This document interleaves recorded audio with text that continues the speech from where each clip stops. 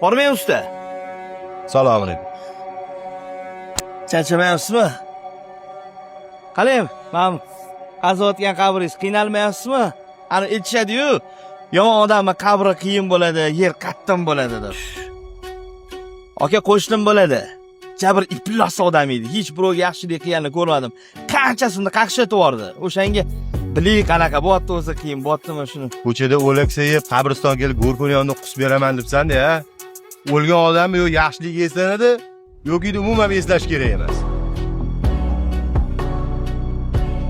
Ya, aka, go'rkovlar biladi-yu, nechtasidan eshitganmiz. Jabr qiyin bo'ldi qabr qazilishi deb. To'g'ri-yu, shunaqami?